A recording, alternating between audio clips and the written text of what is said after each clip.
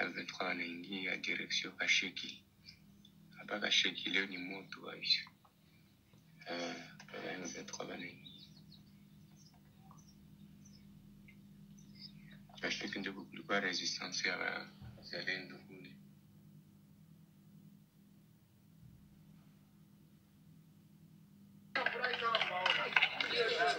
Mie niko garçon wa Uvira.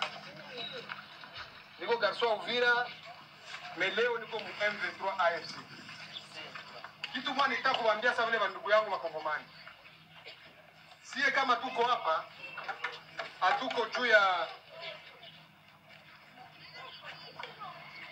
hatuko juu ya kusikia kisi mko mnasikia kama Turkia ukata nchi. Ile kitu kwanza muitoshe mkichwa yenu.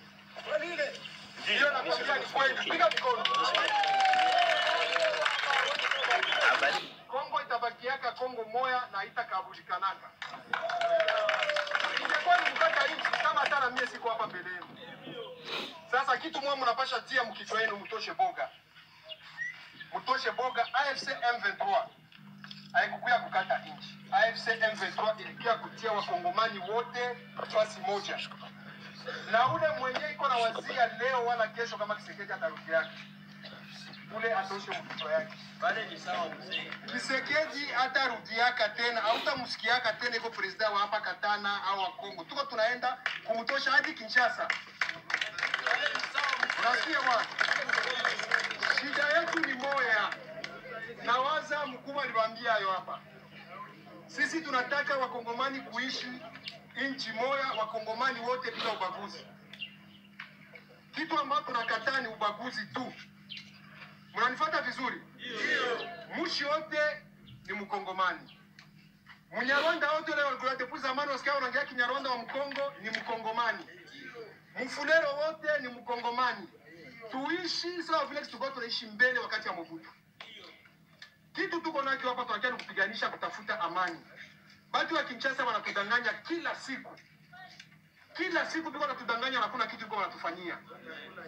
Hebu ndio wanekana kutuvore kila siku. Watoto wao ndio wa ministre kila siku. Watoto wao ndio wa deputy kila siku. Wewe hata postulia hapa utapitaka. Ni kukuchezea tu. Sasa kitu mimi nawaomba. Mnifuate vizuri. Kitu mimi nawaomba. Tusaidiane kitu kwa vijana hapa. Tungani na miaka ya kidogo. Tuingie mkijeshi. Kwa sababu kesho isikuwe kusema ile kabila tunya na kwa mkisoda. Ona mimi natoka Uvira. Mimi niko Mfulero, niko mtu wa Uvira. Leo ninasimama mbele yenu Katanga. Na kwetu ndio kwenye M23 yafika hata kufika. Lakini niko hapa. Sawa? Sasa wewe mwenyewe uko hapa unaogopa nini M23 ishafika kwenu? Boga ya nini? Makebare wangaliki hapa. Bobe bande kuna longoli yango o bazoyoka munoko wana baza koyoka eza munoko toujours ya biso totala mwa oyo yezala suka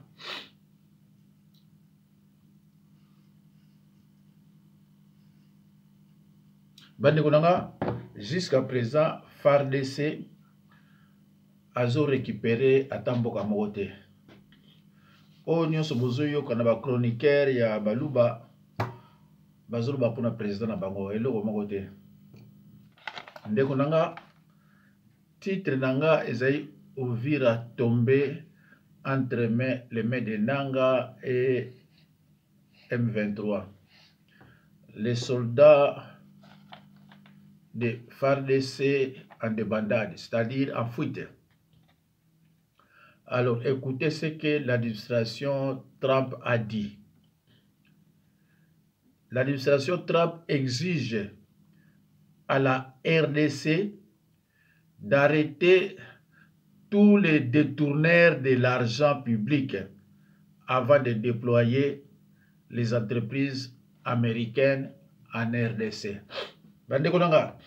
Donc, monde entier est gouvernement ya Chilombo na Baluba ezaba gouvernement ya Bamijibi eyebani monde entier tala ndenge basaliye na bakor bidon satanique oyo ki na ko signer sikoyo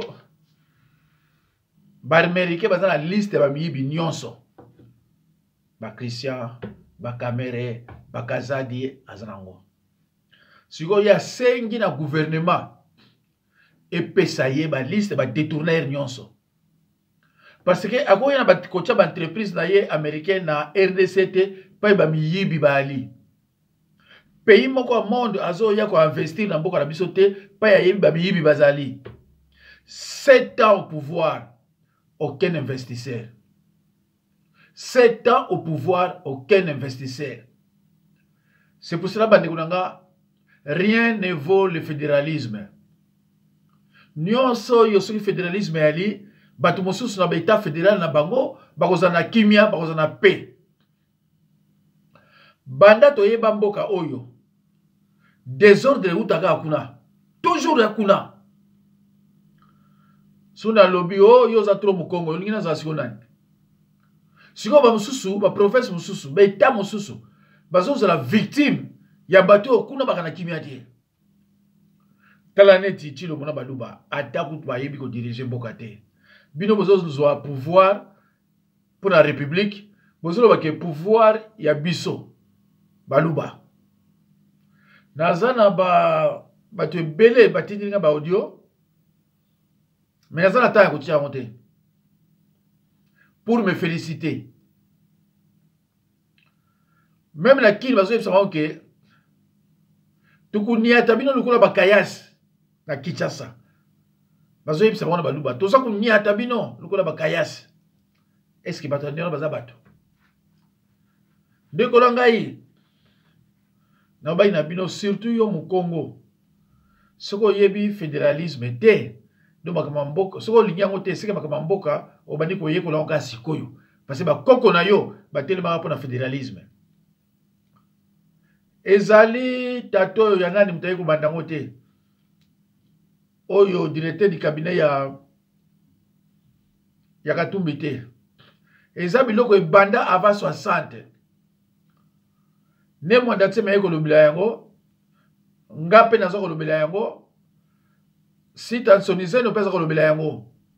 Ba Congo bango je pense ba télé parce que Monique on ne peut pas continuer à travailler avec des inconscients, avec des tribalistes. Bato baliaka mboa, tala ba grimace ya mboa. Muto aliaka mboa à cause de la kimiate. Azaneti makako.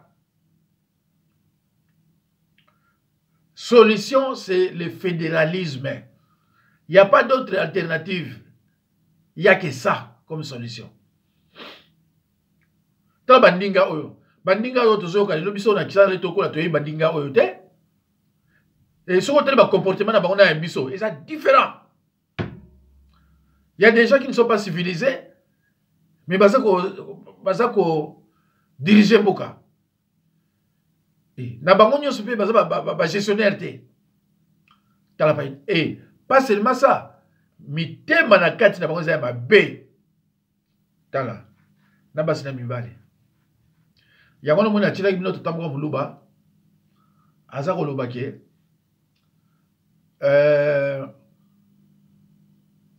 sorcellerie et banda pa na bango na tshila bino e bolandaki abi sorcellerie et Afrique et banda pa na biso pa baluba yango no mona makamnyo so désordre okuta baluba kuna pa makamnyo so mabe ali okuta muluba kuna makamnyo so mabe na RDC ezala kati baluba eza pa beto soste. C'est pour cela, nous, les Congolais, nous ne reconnaissons jamais Tshilombo comme étant le président, notre président. Tu as vu que, pendant 2018-19, c'est le président de Baluba. Puis pour la bisoter. Sikoyo, ba détourner, on a une fois sa liste na bango, ba kanga bango. Tant que vous faites cette liste, jamais, l'Américain, ba rotinda, ma société jamais va investir dans la RDC. C'est que l'ONU sali. C'est que l'ONU sali. Côté bandanga pe kuna balubi non bisope accord oyo ke ko signer. Les accords bidon, les yona bango. Et engagé république te. Parce que les accords mo kaka yo ont intéressé assemblée te ni sénat. Yo moko. Et là baluba bazo bosana. que c'est une république. Bah éviter, qu'est-ce qu'on attend par république? Mais bah dans toute chose, il y a un commencement, il y a aussi une fin. Tôt ou tard, Tshilombo a Kolongwa par tous les moyens du monde. Je dis bien par tous les moyens du monde. Un jour, Tshilombo a Kolongwa. Et tant que Kolongwa, on nous dit que vous êtes tribaliste. Ndeko, yo Congo que nous sommes sala na pa baluba bali. Yo mungalo que nous sommes place. Mais non. Na batu ba utek na village. Ndeko mo ko sama na tribunal na parquet akoma kuna juge Muluba. Ministère public Muluba. Greffier Muluba. Sikoyo il y a porté qui plainte pas Muluba. Ayepe nana ne Muluba. Sikoyo juge Abosani a nous poser une question à Tshilombo.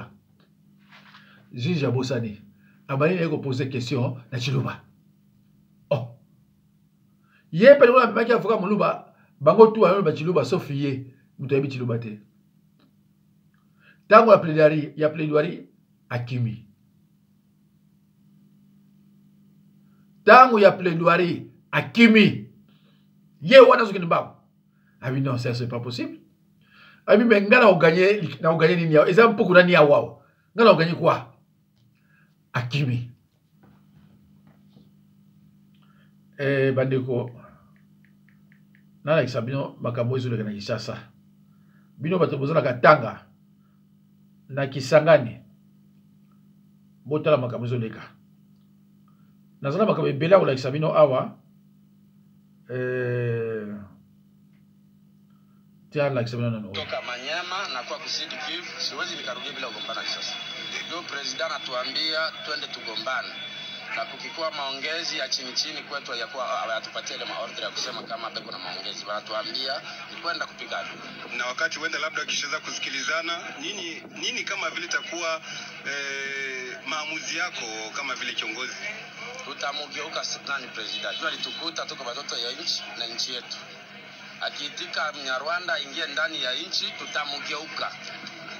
Kila kitu kinakuwa kiko na faida, kamanda. Sijui nini ambayo mmeweza kuelewana, mliweza kuelewana na serikali ya Jamhuri ya Kidemokrasia ya Kongo, kwa sababu ukiangalia kwamba sasa hivi inasemekana kwamba vita inakuwa ni ya maslahi. Nini ambayo uliweza kuelewana na serikali ya Jamhuri ya Kidemokrasia ya Kongo? Rais aliita batu Kinshasa akabaambia kusema kama anatutegemea si wazalendo. Na akatuambia hawezi kubali kupoteza sentime hata kidogo ya Kongo. Na akikubaliana na Mnyarwanda manake deja tutamkonsidere na yeye kama vile Rwanda. Na sisi tulibeba silaha ya kupigana na adui mwenye yako napenda kubeba kipasu cha Kongo. Na hatuwezi kubali hata sentime moja ya Kongo ipotee. Lakini kamanda, huku unakoelekea kuna vikosi vingi, kuna vikosi vya kamanda ya Kutumba, vikosi vya kamanda Rene, vikosi vya kamanda Ebuela, vikosi vya kamanda, wakamanda ni wengi katika eneo hilo. Sijui wewe utakubali kuweza kuongozwa na makamanda wengine huko ambako unakoelekea kwenye shamba la vita? Mimi niko komanda, ninaongoza kikundi yangu kutoka Manyema. Tangu zamani tunakoka kila mtu na grupu yake. Turule momani nakuja kupiganisha adui. Nitabakuta pale tutaongea kila mtu kuna kikundi yake. Niko komanda, ninaongoza trupu yangu. Na labda rahia wategemee kisha siku ngapi wasikie kwamba umeanza vitu vyako? Ningali munjia, lakini naambia raia ya Baraka itulie, nifike nisikie maordre nikuwa pale. Lakini tuko naongea na mzee William, ninamwambia kufika yangu ile mamichezo ilikuwa haitoshe. Kufika yangu ya Uvira kama alikuwa naongea na adui, kama alikuwa anacheza na FRDC, sisi tuko zamani tulishakamata silaha, tuko miaka na miaka ndani hapo. Na najua mzee angeanja kazi bado yangine mavikundi yenye anatumikaka nayo haikuwa bado kufika. Kama vile nakwambia mimi ndio nilikuwa nabakia wa mwisho. Nikifika niasire kusema kama tunaenda dans 2 jours mutasikia risasi nalipo. labda katika vikosi ambavyo vimetangulia huko Bukavu, kikosi kipi ambacho unaona kwamba kinaweza kikazidi kikosi chako nguvu? Unaona bote ni batoto ya Kongo, tunajuana michezo tunachezaka. Voilà, bandeko nazo obligé na longolango ba mususu obayoka kandinga wana bayoki déjà le nécessaire. Je tiens aussi à vous informer que nani wazalendo bakoti na bango déjà na côté ya Nanga. Donc FARDC lelo ata ville moko azoko kozwa te. Toyokana no. Niko garçon wa Uvira. Niko garçon wa Uvira, mais leo niko mu M23 AFC. Kitu mwana nitaka kuambia sasa vile bandugu yangu Wakongomani. Sie kama tuko hapa, hatuko juu ya voilà. Wale ba image wala example muke. Natiki yango poser belé. Sikona Laksabino makambo ezoleka na kati ya Kinshasa, plus précisément na Kitambo. Mais avant la Laksabino yango boyo kana oyo. Vous voulez connaître le salaire mensuel des dirigeants européens? C'est parti. On commence du plus petit. Au Kosovo, Vjosa Osmani gagne environ 3 000 € par mois. En Monténégro, Jakov Milatovic touche aussi 3 000 €. Du côté de l'Albanie, Bajram Begaj perçoit la même somme, 3 000 €. En Bosnie-Herzégovine, Jelko Komšić gagne lui aussi 3 000 € mensuels. En Serbie, Aleksandar Vučić gagne un peu plus, autour de 4 000 €. La Moldavie, avec Maja Sandu, est dans la même fourchette, 4 000 €. En Lettonie, Edgar Rinkevich reçoit 4 500 € par mois.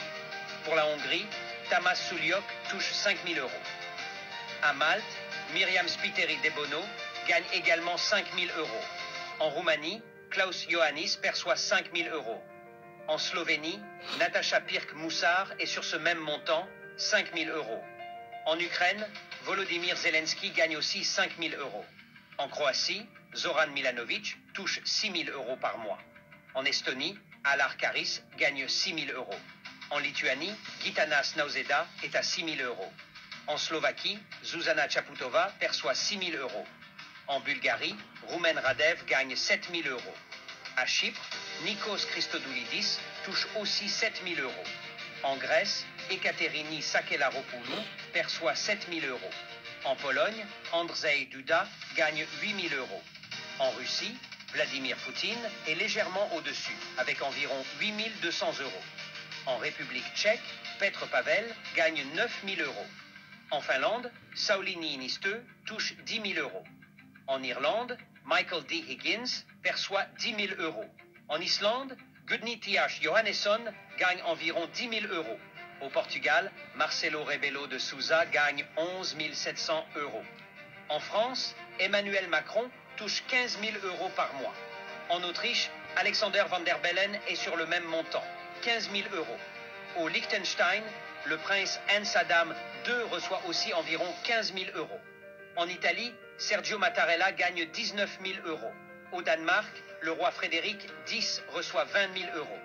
Au Luxembourg, le grand-duc Henri touche également 20 000 €.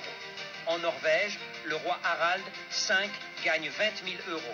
En Suisse, Alain Berset est à 20 000 €.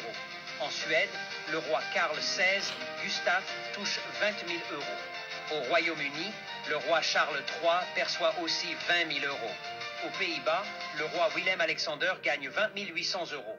En Espagne, le roi Felipe VI touche 20 800 € également. En Allemagne, Frank-Walter Steinmeier, président fédéral, reçoit environ 23 000 € par mois. Et pour finir, en Belgique, le roi Philippe perçoit environ 25 000 €.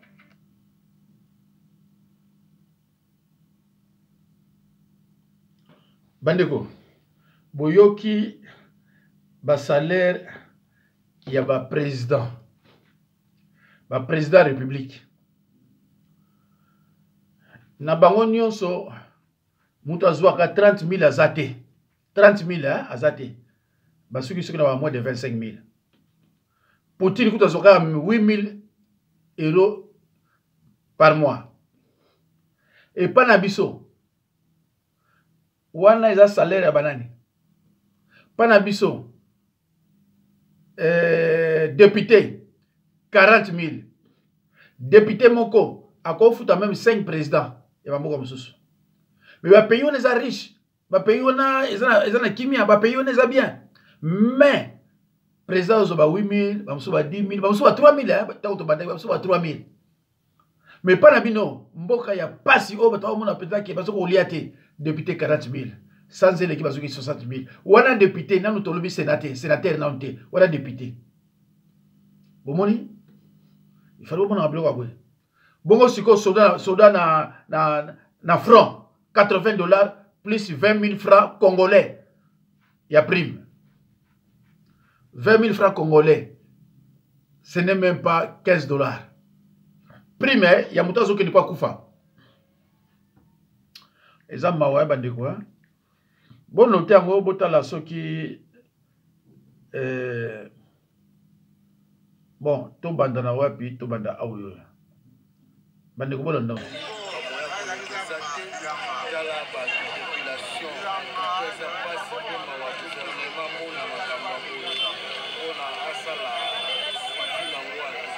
Oh, nous, c'est pas péché, hein?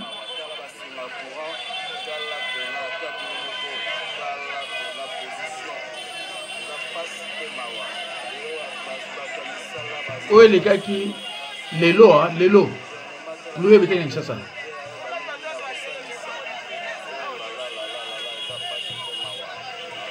Les lots, les deux. Les lots, les deux. Les 2 mai 2025.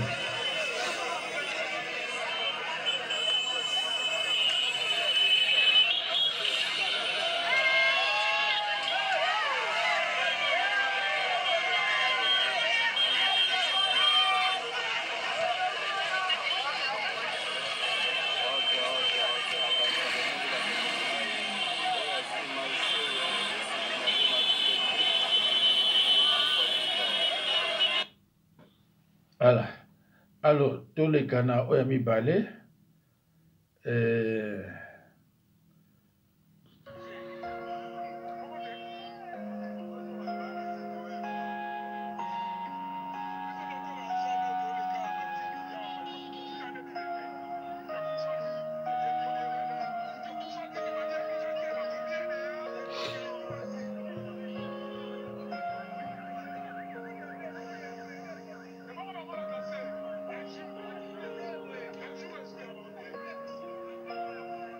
Oyo Kinshasa, capitale. Ils ont l'accès que Mboka est dirigé la Bandoki. Mikolo nyonso ba problème, mikolo nyonso ba makelele. Tala. Sorcellerie. Pas sorcellerie, elle est kimia na raté. Tala.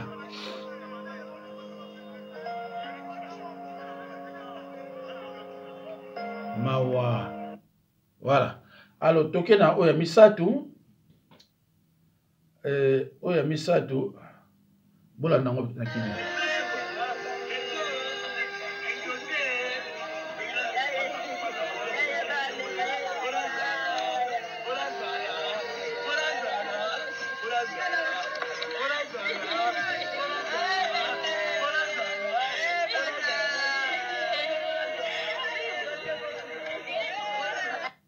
Bandeko. Mais comment ça se fait que Mboka Mumba Bato balela kaka balela jamais ba cause la air moko baso sepela to baso beta nzango tant to kola to mona ba jeune fille para biso ba beta nzango ba ça la joie ba to kolia ba beta nzango mais lelo yo be nzango na la susté parce que passe l'équipe pour to ko beta nzango akoyi bon mutabeti nzango akoyi c'est que je suis là neli l'hôpital pe ko baso zela iba bomaye mais va ndiko c'est pas possible. Mboka mikolos batuko lela bilongi na bilongi kuma ndenge mususu mutaki na hôpital bozonga boyo akufi abana otambola yeboka ki akufi musu akina hôpital bakote una kimi akina dispensaire po amoni akufa ba mususu matame zobima melika munyo so yazana ne bandeli pe na suka ya suka ya oyo ya mama oyo olie avani na baluba kuna aina Kisasa po bande ko ne bazo yiba mbongo yepe aina Kisasa mais botala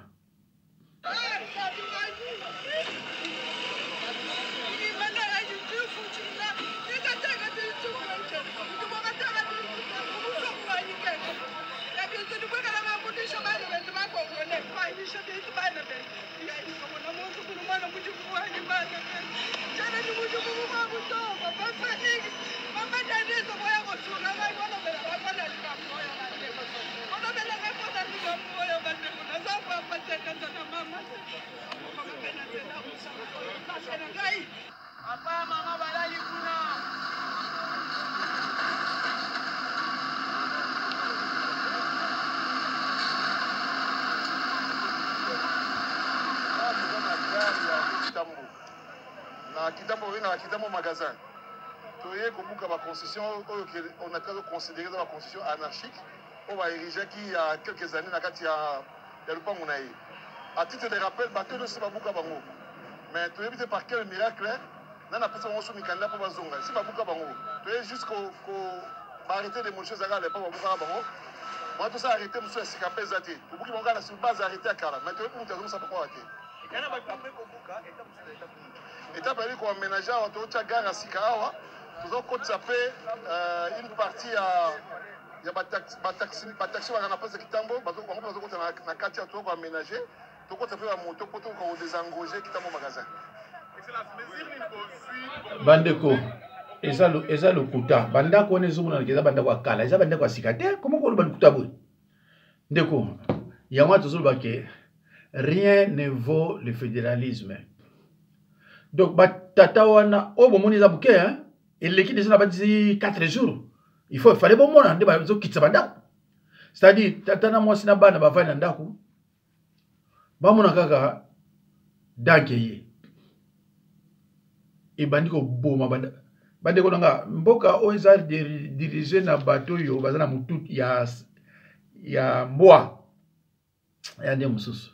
Donc, sans solution de l'échange, que nous avons besoin de bana, nous avons besoin de awa provisoirement pour vendre pas iboye, nous avons besoin de ndaku et mbongo, donc même na maluku, même na nsele kuna, bozo bandaku botonga. Rien. Bandeko. Mbala moko, ya umuni mama na zolela, ba se retrouver libanda, ba ebi nini to kosala te sikoyo. Na bana to kende wapi? Ba musu ba sala kate. Ba komi ko lala kana ba libanda na ba ploui. Bandeko. Vous avez mboka eza dirigé na ba sauvage na batumo batanga te les gens sans cœur batumo na motema te talaka ndeko nanga yo vani na mwasi no bana mbala moko wel ko danki moko yewana nini bazo expliquer rien baibo bima awa eza ba place to bibisaka bino déjà avant mais bandako somo na kala ba bibisaka bango te bandako somo na kala libanda sans solution de l'échange. Est-ce que mon délai peut-être mon délai a koya kukuta batu bazana ba enfant mineur azoka mbala moko bimisa ba onanda ah bandeko tango mundele azofinga biso ba makako biso to wanga na kango meto ko to wanga na te bino moso mabona makako a progresser makako soka matina likola nzeta kiti a gratter mutunaye soit si ko gratter a mati susu tant que tu as gratté. C'est ce qu'il fait toute la journée. Makako. Et laisse-moi vous dire que attention. Pourquoi avoir attention? Ah, ni makako déjà kala. On mboka ndenge bandeko. Oyebi valeur ya bana te, oyebi valeur ya mwasi te, oyebi valeur ya mobali te. Oyeka bala moko ale. Biloko, boyoki maman ya azolo la chiluba. Maman ne lekeliye. Ye aye na mboka ya batu, mboka ya Kongo. Awuti ceux qui mbojimai siko bosala ndengo na okende wapi parce que amoni passe pour ko luongo na mbojimai aya na mboka ya batu amoni passe elle a dépassé énormément siko yo aza koyeba te na kosala nini na kokende wapi sans solution de rechange donc mutu mwendo ayeba ka solution de rechange te. Donc, tant que vous allez mourir, luka osepelise pe na kamwa eloko boye. Siko bato so batonga banda kuna bangwana ba dépasser ba 60,000, ba 30,000, ba 20,000, ba 50,000 encore na magasin etambo. Siko yo bengani kani on a sans rien. Est-ce que ça mutu? Brutalité, orgueil, est-ce que ça vraiment mutu? Bande ko nga. Na lobaka na bino na 2018-2019. Tant que biso ba congolais, tokoza l'ensemble na tribu oya baluba. To banolela kaka. Ba figure na biso comme ba vilain. Parce que ce ne sont pas des gens. Beaucoup de bino 4 personnes sont muluba ega wana, pour comprendre que élément moko ba bim de côté. Yandoki. Et ce que va comme idée, c'est encore grave. C'est encore pire. Sikoyo bato baso kolela kende na kitamo magasin mais kosakana te lelo oyo pluie muso ya uto beta kuna bandako bato kuna ba mai koti na tina likolo mais kende kokuta ba Christian de bazako yiba Christian de Kotisekedi kende kokuta ba luba ndenge bazako yiba pona ba kwetali bango te hein pona ba kwetali bango te nzambe na ngai ezama ouais mboka ezo lakisa vraiment que te ce n'est plus la peine, ce n'est plus la peine, ce n'est plus la peine cause la samble la baluba donc neno baza batu moko za sika soko ye bo demander na ye bo sali vrai assemblée na parlement bo demander na bango ba kende ko déclarer les grands Kasai république pour beaucoup mana kimia. So besoin du mangate, même après ma mort, Lumumba a bombaka bango, a tindaka ba milice na iba bomba ba luba. Pona Lumumba alingaka ba sili sa baluba tout. Po amona ke bazalaka ba traître. Biso ba Congo trop bien, mais pourquoi yo boyi bango? To moni Lumumba babe. Nzoka ya mona ki le loin. Ce qui a bombaki bango tout, peut-être de l'autre na problème oté.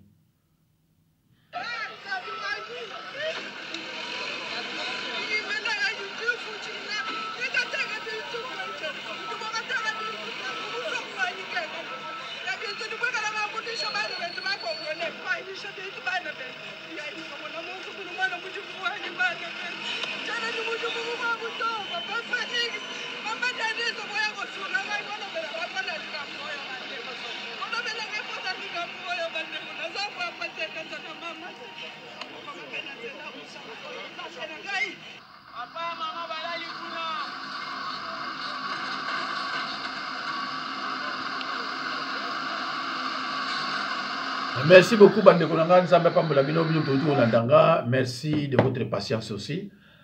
Natiki Bino, Nzambe Pambola Bino, à la prochaine occasion. Merci beaucoup. Merci.